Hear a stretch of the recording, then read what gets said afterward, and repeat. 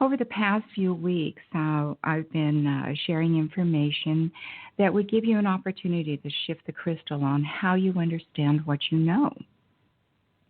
And what I wanted to do today is kind of review that and weave it together, let you know, give you a perspective of how it all ties in.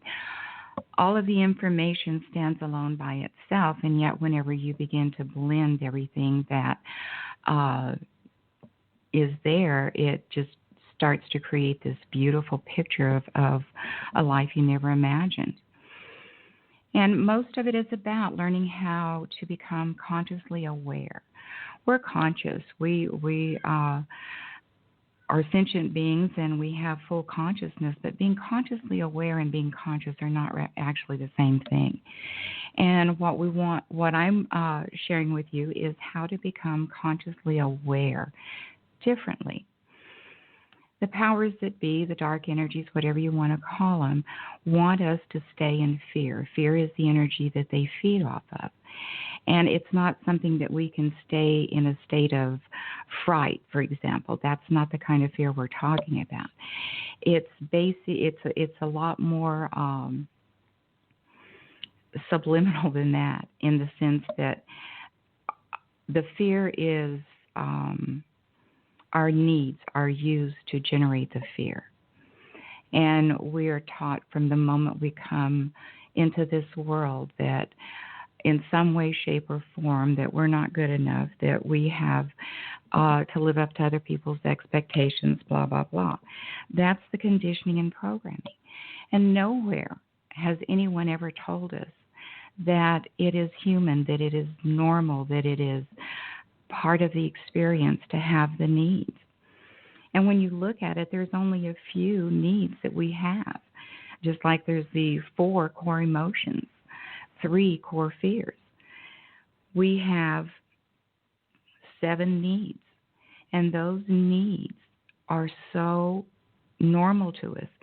It's only when we try and deny them, or when we think, because we've been taught to go outside of ourselves to get them met, whenever we don't get them met, then it puts us into that fight or flight. We feel threatened. Our survival is threatened in some way.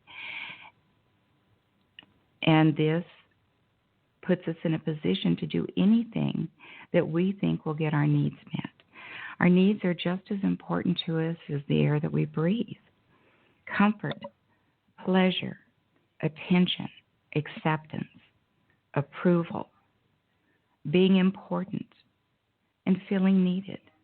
These are core emotions, a core part of who we are as a human being.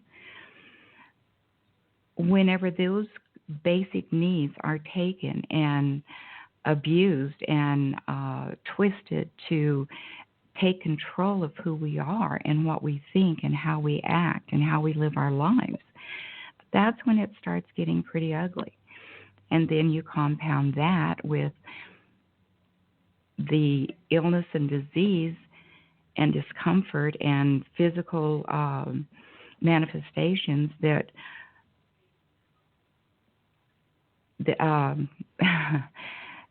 these physical manifestations of the body from not getting these needs met begin to manifest. And that's a lot of what last week's show was about, was telling you what the different parts of the body mean. When we're not able to meet these needs outside of ourselves, we're not taught that we can meet them for ourselves. And because we're not taught that, it never occurs to us that we have the ability and the responsibility of our lives really to begin to meet the needs for ourselves. And when you do, it's just an amazing change in the world, in your world. If you had a need to be important, for example, and you were conscious of that, okay, today I've just been feeling really, really down, so I need to feel important. So you're going to a party or you're going to a gathering with friends that evening. If you walk in and say, okay, guys, I have this need to be important, so I'm going to wait on you. I'm going to make sure that all of your needs are met, blah, blah, blah, so that I can feel important. When you present it as something that is truthful, that's open, that's in your face, then other people laugh. They think it's great. They love it. The honesty is so refreshing. So you can go around and you can talk to people, and you can, anything that comes up, you can say, I'm meeting my need to be important, or I'm being important tonight. Whatever works for your personality. But the point is that you're owning it, you're honoring it, you're taking care of your own need. And everybody else, when you're open about it, is going to allow you to do so. If you denied it, if you said, "Oh, it's wrong for me to want to feel important," so you don't say anything. You go to the party, you walk in, but then subconsciously you begin starting to control everybody, starting to try and tell them what to do, and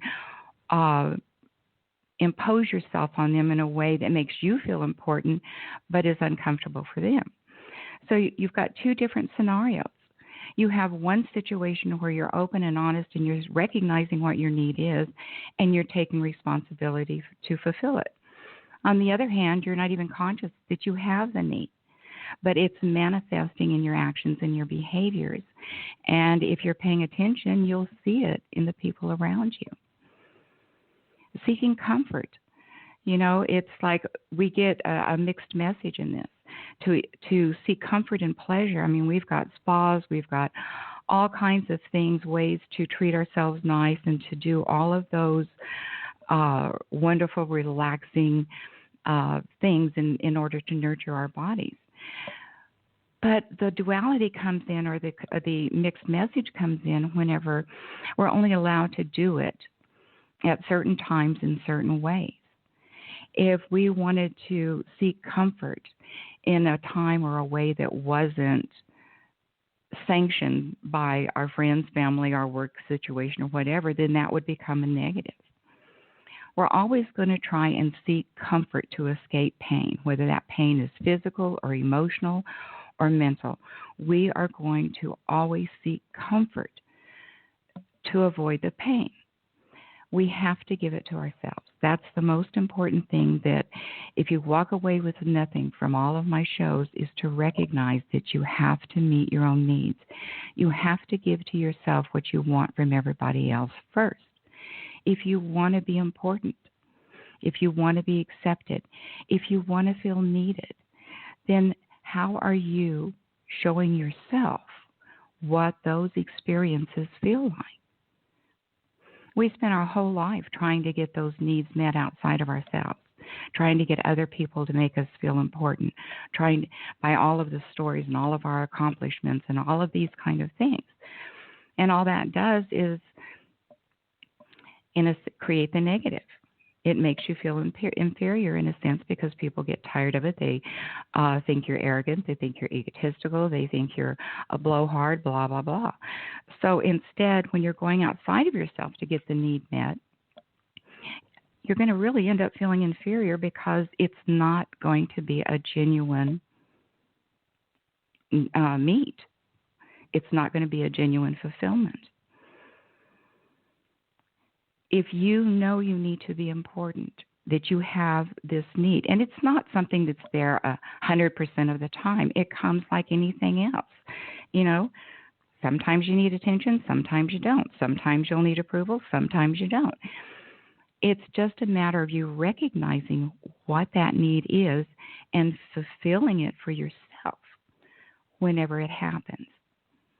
Because if you don't do it, other people will use it to control and manipulate you. They will say, "Oh, sure." And this is not in a physical words or in a conscious level. It's an energy exchange, this unspoken language that we speak with each other. But other people will recognize it, because it's obvious to everybody else what our needs are.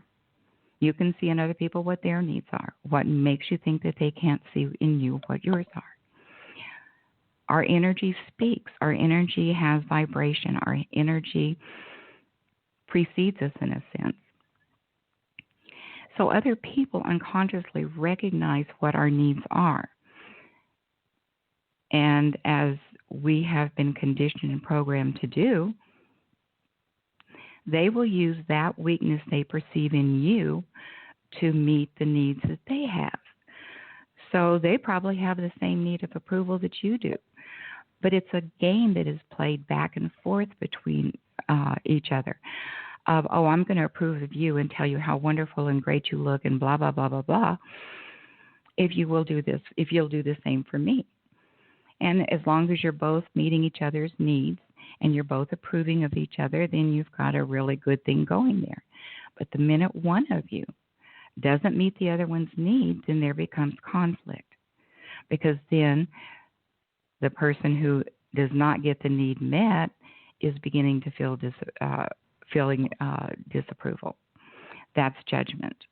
Judgment takes us back into the survival mechanism. The judgment takes us into one of the core beliefs. It's important to please others, or I'm going to change so everyone will like me. So the one who's not getting the approval is going to the other one, and this is more often than not on the verbal, physical level, saying, are you mad at me? What's wrong? How come? Are you feeling okay? Did I do something to upset you? What is wrong? Why are you not meeting my needs in a sense? Why are you not approving of me in the way that I need to be approved of? So if you can see how the game is played out thousands of times in our lives on a regular basis with different people, different groups, different situations, you can begin to see how if you meet these needs for yourself, knowing that that is perfectly acceptable, that that is actually what you're supposed to do, then your life is going to become less dramatic, less chaotic, less painful, less disruptive. If you don't meet your needs, how are you actually going to recognize when someone else meets it for you? You won't, only to the degree that you are able to meet it for yourself. And again, we have put limitations on what we allow ourselves to accept, to receive, to feel. I can only feel this so much. If I get more than that, I don't know what to do with it. I can only take so much attention. Now you're driving me crazy. Get away from me. You have to begin to become aware what your needs are. And you have them on a physical, on an emotional, on a mental level, and even on a spiritual level, because on the spiritual level, the need is to become aware of and change the false beliefs into your truth. And that's another thing to think about. You cannot set boundaries on false beliefs. You can only set a boundary on your truth. When you accept yourself and begin to honor yourself and meet your own needs, you're going to find that you don't need it from other people. You can want it.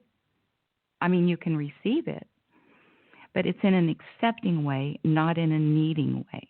You're not trying to, it's the difference between giving and receiving, You're giving out all of this energy and all, jumping through all of these hoops and pretending to be all things to all people to get your need met.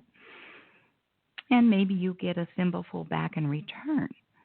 Well, if that's all you ever get back, then that's all you're ever going to recognize. You have to look at what it feels like. What does it feel like to be comfortable in my own skin, to be comfortable with who I am, to be comfortable with all that I'm not? What is it like? How does that feel within my body? How does it feel to receive pleasure? How does it feel to let go and just let your body experience the sensations that are being generated? What does it feel like? And if you're able to accept pleasure on that physical level, what about the emotional? Can you surrender? Can you trust? What does it feel like to allow yourself to receive and experience the pleasure? How do you accept it if you don't recognize it? It could be standing in front of you, staring you at the face, doing jumping jacks and waving a neon sign, and you still won't see it because it's not part of your consciousness. So pick up the phone, give me a call. I'd love to hear your stories. I know some of the information that I'm sharing with you resonates. And whether it's just to share a story or to let me know that you're out there, I'd love to hear from you. Phone number is 773-897-6227. Again, 773-897-6227. And I also invite you to go and check out my website at easyknowing.com. A lot of the information is there in print, so sometimes it's easier to absorb. And you can always make a comment on my website too as well. But I would love to hear from you. I know you've got stories that you can share with the rest of us who can grow and learn from it as well. Okay, so back to talking about how to allow ourselves to experience the emotions that are naturally and normally human. Give it to yourself on all the levels, physical, emotional, mental, and spiritual. Because if you're only focusing on one level, you're going to be missing the boat. You're going to get controlled and manipulated on the other levels. On the inside looking out, we think it's a brick wall. We think we're safe, we're protected, that nobody else knows us, knows what's going on, knows what our fears are, knows what we're thinking. And yet on the outside looking in, it's a plate glass window. When somebody is angry and walks into a room, is there any doubt they're angry? Just like when they're happy and they walk into a room. Is there any doubt? They've not said a word, but we all read energy. We just have not been taught how to understand and interpret the energy we're reading in all the ways that it's there to be known. So by not meeting these needs, can you see how it begins to throw you into the fear syndrome? The core fears being abandonment and separation, surrender and trust, worth and value. Now, as I said before, we will only function off of two of the three as our core fears. But those two we will always go back to whenever our survival is threatened. And we will experience and express through that filter, through that perspective.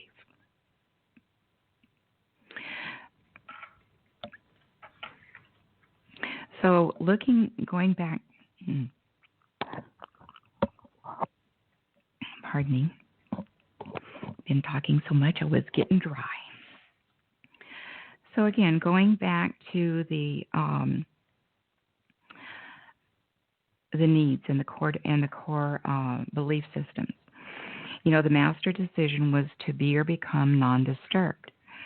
Well, that's, if you think about it, that master decision is all about the need of comfort and pleasure. That's all we're seeking. And again, whether it's mental, emotional, physical, or spiritual, we want the comfort and pleasure. We don't want to experience pain. We don't want to feel bad. That need manifests primarily on the physical level, but please look at it from the emotional and the mental as well. Same thing with the attention and acceptance. When those needs are not met, we feel rejected. You know, and now we're going on pure emotion. We're just going with that cause-effect, knee-jerk reaction. If we don't get the attention that we're wanting or that we're seeking, we feel rejected. We don't rationalize it. We don't think about it. We're not even conscious of it. This is a conditioned response to external stimuli. And that's where the core beliefs come in of I want to have my own way, and to think a thing makes it so. Because again, we begin immediately start thinking about, if I could have my own way, I wouldn't have to experience this. If we could do whatever I wanted to do, if I could do the things I want to do, I wouldn't have to feel this feeling. I wouldn't have to feel rejected. If I could go off by myself into my room and be alone, I wouldn't have to worry about feeling rejected. Or you go off on the to think a thing makes it so. Well, there's got to be something wrong with me. So if I am so unlovable and unworthy and unacceptable, well, no wonder everybody's rejecting me. And then as you stew in that energy a little bit longer, you start feeling the anger. Well, what's wrong with me? Why shouldn't people like me? I'm a good person. I'm likable. And you're saying that through ego, but your core, your heart is not believing that. You're believing that you're unacceptable and that you're not worthy of attention. These create the feelings of anger. And then whenever you get into the feeling of anger, if you don't use that energy, remember, any time that our survival is threatened, the energy in the form of adrenaline is automatically released in our body to give us the ability to either fight or run based on the perceived threat. And there is no distinction as to whether we need a thimbleful or whether we need a cupful. The body will release the amount that we need. We don't choose that. If you respond and use that energy, then your body goes back into balance. But most of us don't respond. Most of us react. And in a blink of an eye, we flash through all the conditioning and programming, the false beliefs, the things, and say, well, I'm not acceptable if I respond. If I say something back, I'm not being a good girl or a good boy. It's not ladylike. It's not being gentlemanly, blah, blah, blah. So in the blink of an eye, we have thought all of those thoughts and rationalized our action in the next second to stuff it, to not say anything, to walk away, to keep our mouth shut. Well, all of that energy that is released in the body is still there. If you release it through love and understanding or through action, it still has to be released. Otherwise, it's mobilized, unreleased, held energy. And that's the energy that gets stuck in the body that eventually will create illness and disease. Now, there are situations where you're not going to be able to react in the moment. But as long as you're consciously aware that you are having this reaction, you can walk away from it with conscious awareness, go outside, get in your car, do whatever you need to do, and scream and yell. Get rid of the energy that was released in the body. Once you get rid of that extra charge, then you are able to respond to the situation instead of just react to the button getting pushed. I think I missed a call. I would invite you to give me a call back. I do apologize. The number is 773-897-6227. Once again, that's 773-897-6227. I would really love to hear your stories. I'd love to hear your experiences. I would love to see if you hear how you are applying any of this information to your everyday life and how it's working for you or how it's not working for you. All righty, I do have a call now, so let's see. Okay, hello? Hi, Sherry. Hi, who's this? This is Judy. Hello, sweet Judy. How are you today? I'm doing wonderful, thank you.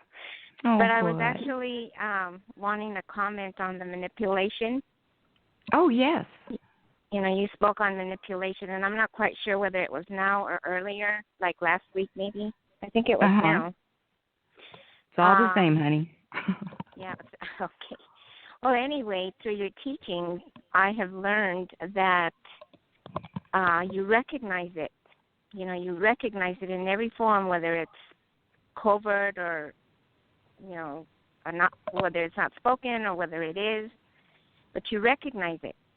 Yeah. And for myself, I think I've grown enough, and I'm very grateful, because before I'd get like almost angry, and I don't have that anymore. I have more like compassion, and it's like, okay, I get it.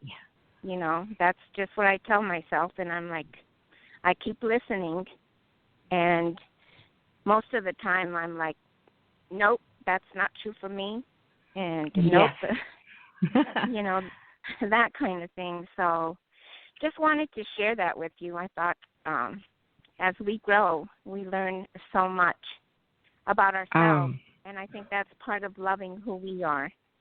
Yes. I'm so grateful agree. to you. Thank you. I'm so grateful to you. You're the very first person, as I've told you before, that taught me how to set my boundaries and walk away not feeling guilty or shame or obligated. So sweetie, thank you. You've done the work. It's been an interesting journey, but I'm really glad that I am where I am, because I see the whole world totally different, probably just the way I did when I was just a baby. Well, I just want to share with everybody, Judy is a dear, dear friend, and she has been a long-term student of mine.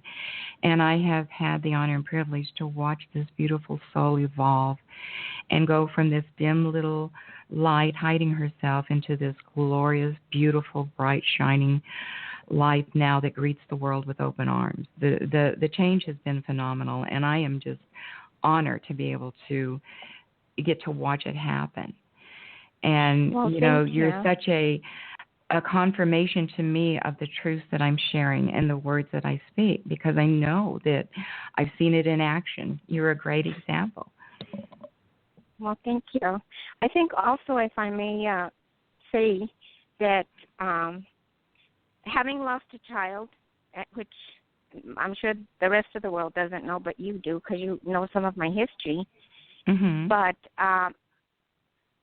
a person kind of feels like life is really down on you and you're the victim and everything is negative, and then being brought up in that type of environment also. And looking back and seeing that I came out of all of that. Yes. And I'm at peace and I feel good about me. That's not to say that life doesn't happen to me. However, exactly. I see it with a different view, just with gratitude, and awareness. Yeah, it makes a difference. Your life is completely different, and now it's more fun and joyful, isn't it? It is. Sometimes I'm like, dang, I should have done that a long time ago. But I'm enjoying the moment. We have the tendency to do that. Yeah, I'm like, this is heaven. If that's how heaven is, this is heaven. Because everything honey. We're creating, not just with myself, but my husband of 47 years and my daughter, It's like we've just kind of come together, and my granddaughter, like we're right in where I would think love is.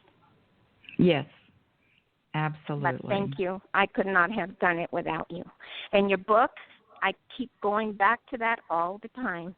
Sometimes I get sucked in, and I'm like, okay, let's see what I'm supposed to do, what I'm supposed to change. So, and it works.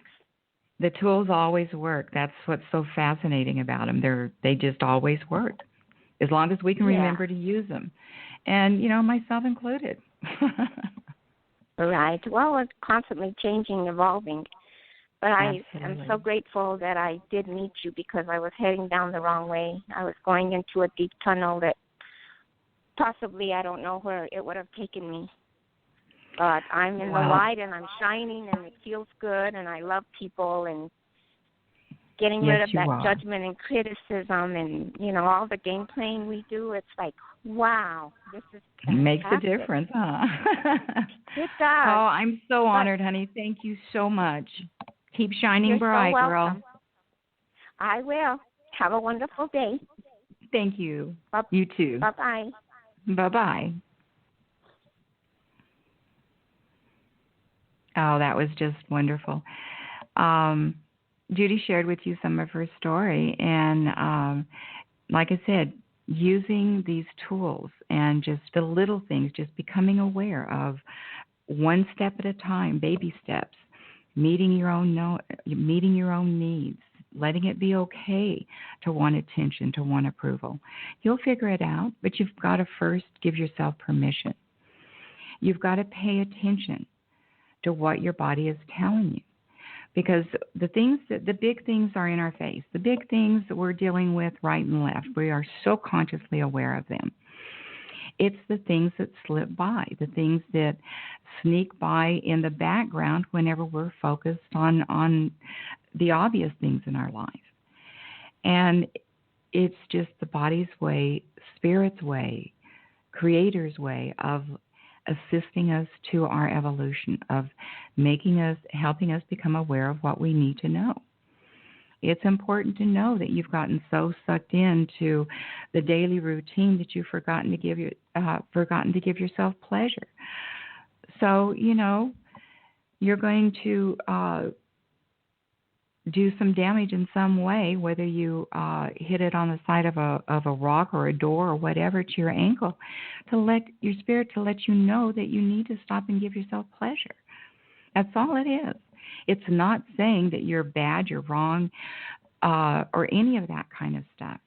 It's just an awareness. It's just simply a way to get your attention. And you will find that as soon as you start acknowledging it in these ways, that the pain and the injury goes away almost miraculously. It is phenomenal to watch how fast an injury will heal once you get the message. Because, again, it's only to get your attention. And there's a saying, if you don't get it the first time, you're going to get another little nudge. And then if the nudge doesn't work, you're going to get a shove. And if the shove doesn't work, you're going to get smacked upside the head. Then they're going to get a 2x4. Then the house is going to fall on you. Whatever it's going to take to get your attention and to get your awareness, your spirit guides and your higher self are working together to make that happen. So I would love to hear from you. I know you've all got stories that you would love to share. Other people will benefit from your journey, from your questions, from your comments. And you will be able to see it different whenever you share it as well. So pick up the phone. Give me a call, 773-897-6227. That's 773-897-6227. And as a reminder for those who are just joining in, this is Easy Knowing, and I'm Sherry Kennedy, and I am so happy to have you listening to the show and hopefully calling in and sharing your experiences. So again, I want to just remind you, this is a cloth of wisdom you're weaving together, so to speak, for yourself. These are things that your heart knows. This is not new information. This is ancient wisdom. We've heard it many times before in different ways. The core fears, this is, again, when you talk about emotions, people immediately go to a good or bad or right or wrong. There is so much judgment that's tied into almost everything that we do. And you got to stop and ask yourself why. Why does this need to be good or bad or right or wrong? Judgments are based on comparisons. You're comparing how well you're getting your need met to how well somebody else is getting their need met, and then judging both of you, one good, one bad, for how it's going. It is a game. It is a conditioned and programmed game that is reinforced 1,000 times a day through behaviors, through actions, through TV, through movies, through any form of media that we indulge in. It's there. Just begin to pull the veils back, begin to see it differently. Emotion with a charge is going to create fear. Emotion without a charge will create compassion. And that's what Judy was talking about earlier. As she has grown and come into the awareness and the wisdom of her own self, she's learned to pick your battles, so to speak, to see whenever it's somebody else's need that is not yours, to look at what's going on and walk away when it's not yours. With the compassion, pay attention. Pay attention to what's going on around you, but pay attention to what you're thinking, to what you're saying. And that's something else that is very important to bring into the conscious awareness is how we speak. It has been said that the subconscious mind does not recognize the word not. Not and no are such a strong part of our language, of our culture. If is the biggest word, not is the second biggest word. So if you just for a moment accept that premise is true and think of all of the things that you say on a daily and regular basis where you're using the word not. I'm not going to go there. I'm not going to have that experience. I don't want to put that energy out there. All of the words, all of the phrases, whether they're contractions or not, will not, have not, cannot, those are all nots. So one of the ways when I started becoming aware of that truth, when you take the word not out of your normal phrasing, you have to change what you're saying. For example, we're always saying, don't forget. When truth, we should simply say, remember, because that's what we're telling ourselves. Don't forget. Do not forget is going to be translated into do forget. But if you just say remember, you will remember. And there are times when the word but is appropriate, and there are times when the word but is very, very inappropriate. I love you, but I would really like for you to do this different. When you make a statement like that, every word preceding the word but is negated. So all that is heard is the words that are spoken after the word but. And as I said, there are times when you're going to want to use the word but because your previous statement was a negative. I may not know what I'm talking about, but based on my experience and wisdom, here's what I think. Pay attention to what you're talking about. Pay attention to the words that we use. And we are lazy speakers. We slur our words. We use slang. I'm one of the worst offenders, I admit. So it's an ongoing process. We will all get sucked into the conditioning and programming. How could you not? The issue is, how long do you stay there? How long is it going to take you to recognize that you're giving your power away, that you're not taking responsibility, that the way that you're feeling does not feel good anymore, that it feels oppressive and heavy and negative and yucky? Once you recognize that you're sucked in, just step out. That's all you have to do. It's simply a choice. We are choosing thousands of times a day without realizing it. All I'm saying is begin to become conscious of the choices that you're making and choose what is to your highest good. Whether you're choosing a product at the grocery store, whether you're choosing to make a negative or a positive statement, you have a choice in everything that you do, always. As we talked before, any situation, circumstance, or experience is simply the book Creator, the universe, whatever you want to call it, is using to give us the opportunity to learn a lesson we have chosen to learn. Well, again, the powers that be don't want us learning our lessons, don't want us evolving. They want us staying in fear. They want us feeling inferior. They want to continue making us feel that our needs are bad, so that all that we feel is the negative side of our needs. And that's horrible.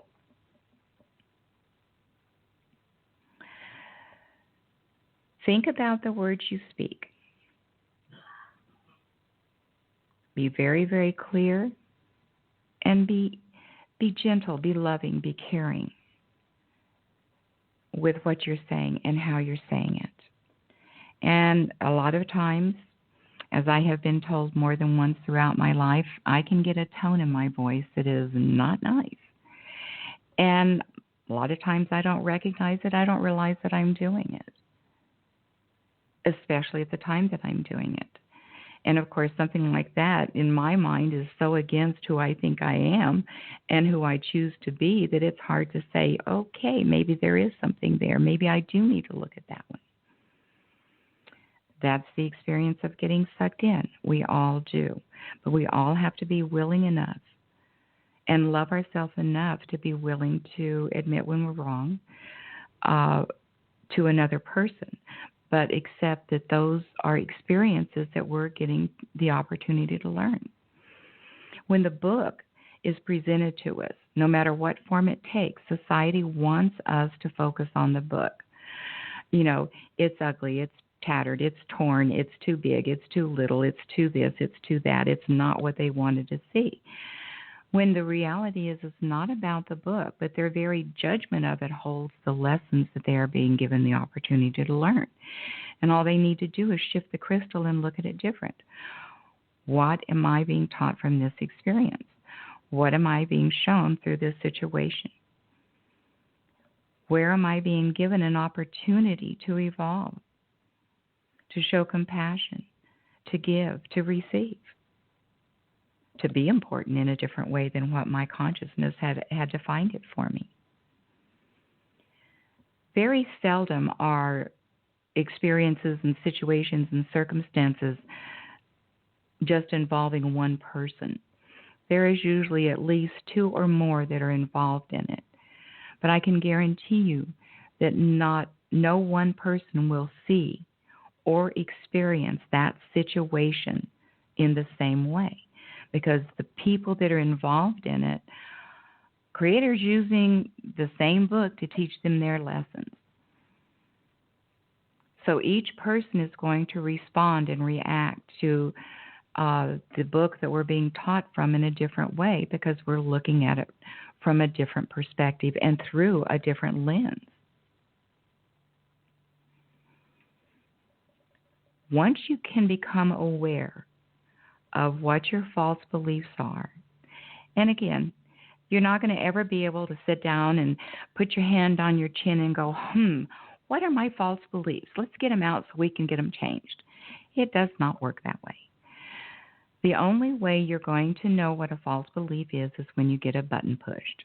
And when you get a button pushed, you're going to go into a charge.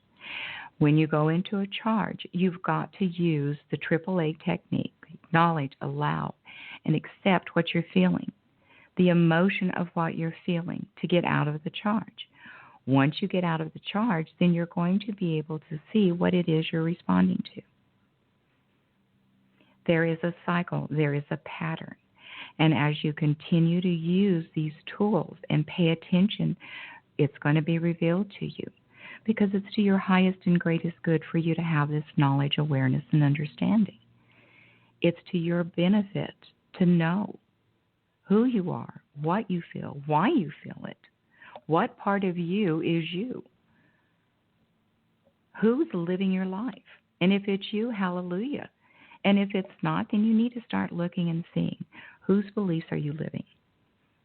Are you being true to you, to your heart, to the things that you've always wanted to do but was never allowed, whether it's through your own limitations, through always being told that you couldn't do it, you couldn't have it, you couldn't be it? It's going to serve you tremendously to look at these things from that different perspective. And apply them. But you have to also be willing to let go of what doesn't serve you any longer. You know, you've got to be willing to let go of the illness, of the hypochondria, or of whatever it is tool that you're using to get your need met outside of yourself. As many of you know, I'm also a healer, and I have met many who their illness served them so well they were not willing to let it go. If they weren't sick, nobody would pay attention to them. If they weren't helpless, then nobody would make them important. Nobody would let them feel needed. You know, so you have to be willing to let go of that illusion of your comfort to experience the true comfort. And again, whether you're letting go of a child, a rebellious child, a burden of sorrow, of losing a loved one, of learning to live with a heartache, or whether these are emotions that you're feeling in a different way. You know, that comfort zone, that security blanket that we carry. This is what I consider these are the instructions for letting go. I ran across this many, many, many years ago, and I have absolutely no idea who wrote it, but I honor them tremendously, and so I want to share this with you now. To let go doesn't mean to stop caring. It means that I can't do it for someone else. To let go is not to cut myself off. It is the realization that I can't control another. To let go is not to enable, but to allow learning from natural consequences. To let go is to admit powerlessness, which means that the outcome is not in my hands. To let go is not to try to change or blame another. I can only change myself. To let go is not to care for, but to care about. To let go is not to fix, but to be supportive. To let go of is not to judge, but to allow another human being. To let go is not to be in the middle of arranging outcomes, but to allow others to affect their own outcomes. Letting go is not denying, it's accepting. Letting go is not to nag, scold, or argue, but to search out your own shortcomings and correct them. To let go is not to adjust everything to my desires, but to take each day as it comes and to cherish the moments. To let go is not to criticize or regulate anyone, but to become what I dream I can be. To let go is to fear less and love more. So again, shifting the crystal on what you think letting go is about and changing it to a perspective that allows you to let go of burdens you're carrying that are not yours. They were never yours, but you accepted them because that was what you were told to do. That was the right thing. That was the proper thing. That was the religious thing. However you define it, you can choose to let go. You can choose to say enough is enough. You can choose to take responsibility for your own thoughts, feelings, and actions. To ask the assistance that is needed to discover what isn't yours. We are living at such an incredible time in our history. And a lot of people say, myself included, that we're not in Kansas anymore. We're no longer in the third dimension. We are, in essence, in the threshold between the third dimension and the fifth dimension. And when the energy that we're going into is instant manifestation. Now think about that for just a second. Do you want all of your fears, your doubts, your self-judgments, the horrors that you live with, the monsters that chase you down the dark alleys to manifest instantly the minute that you go into the higher realm? Of course not. It would instantly kill you. That's why we are being given all of this opportunity, all of these tools and techniques, the information, the wisdom, and how to use it so that we can eliminate all that is no longer to our highest and greatest good. Everything that we've been, everything that we've carried, whether it's been positive or negative, good or bad, right or wrong, has served us. It has allowed us to get to this point. It has pushed us, whether we liked it or not, to become more of who we truly are, to begin stripping off the layers of the conditioning and programming, to begin freeing yourself to become all that you already are. You're just discovering your own self. You already are everything you want to be. You have that point of reference. And as long as you have the point of reference for who you want to be, take it the next step and choose that's who you are. That's all it takes. And as you choose it, you feed that truth. You feed that reality. You bring more of that into your life. Like energy attracts like energy. The more that you are loving, accepting, nurturing, valuing, honoring yourself, the more that you're going to draw that into you. We're all going to make a mistake. We're all going to screw up. We're all going to do it wrong according to our conditioning and programming and somebody else. But all of those missteps, those mistakes, those judgments are just opportunities and truth that we've been given to learn. All we really have to do is just say, oops, cancel clear, and go right back into focusing on your truth of who you are. We get to learn. You know, we don't have any trouble letting babies and toddlers make their mistakes and learn. We think it's so cute. We're nurturing and supportive. But we have this mindset that as the body grows, that we are not worthy. We don't deserve that kind of treatment anymore. That's only reserved for the little ones, for the special ones. Well, in Creator's eyes, we're all the little ones and the special ones. And it is time that we began to recognize who we are. We are these incredible, beautiful, radiant, rare, and precious cosmic beings. There are no two of us alike. We are uniquely different, but we are all one. We are all connected.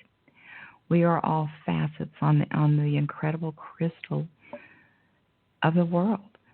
Each one of us is needed. Each one of our experiences, our heartaches, our trials, our tribulations, our successes, our joys, our triumphs, all of us, all of that we experience is needed for every other being on the planet and for the planet itself.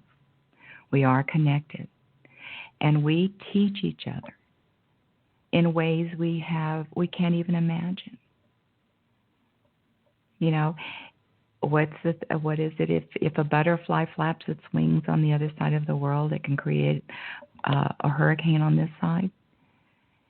If a butterfly on the other side of the world has that much power to make change, can you imagine what shifting your consciousness can do for the world? Not to mention your own life and your immediate circle and your heart. Look at how you will evolve. Give yourself permission to be your highest and greatest good, to accept it, to receive it. And ask for the highest and greatest good of all concerned, because you are part of all concerned. So when you always go to the highest and greatest good and release the judgment, you know, things will shift.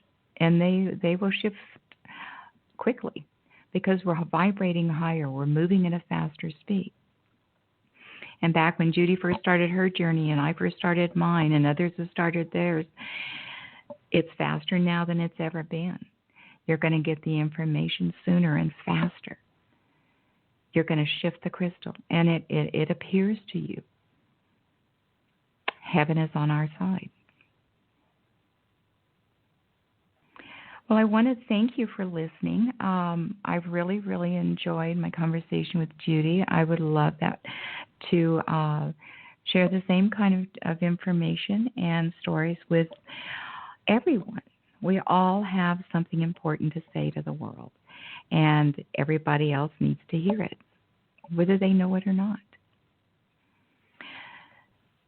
So unless I get another call in the next couple of minutes, I'm going to go ahead and close with saying, follow your heart's song and paint the world with the colors of your soul.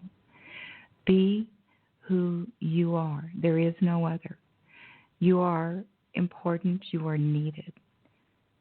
You have worth and value beyond measure.